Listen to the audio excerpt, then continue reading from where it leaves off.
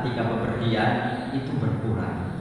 Artinya masyarakat muslimin, orang yang sedang bepergian itu kuantitas ibadahnya itu berkurang. Dan sebagaimana kita tahu, begitu kuantitas atau jumlah ibadah seseorang itu berkurang, tentu itu akan berpengaruh kepada jiwa dan mentalnya. Yang pertama. Yang kedua, orang yang bepergian itu sedikit atau banyak pasti akan mengalami kesulitan.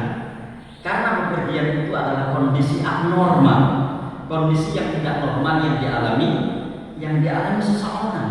Segala sesuatu akan bisa terjadi. Misalnya ketika dia naik bis, ya kan, sudah dipersiapkan bisnya dengan sebaik-baiknya, semuanya sudah dilihat, mesinnya dan seterusnya.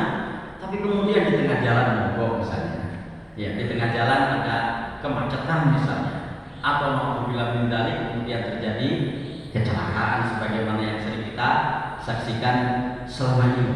Jadi orang yang melakukan bepergian itu akan mengalami berbagai macam bentuk kesulitan dengan kadarnya masing-masing dibanding ketika dia mukim. Yang kedua, yang ketiga, sekalian, orang yang bepergian itu dia bisa melihat apa saja di sekitarnya, ya kan? Dia bisa melihat apa saja yang ada di sekitarnya. Dan ketika dia melihat apa saja yang ada di sekitarnya, tidak semua yang dia lihat itu baik. Ya, tidak semua yang dia lihat itu baik. Naudzubillah min dzalik, apalagi ketika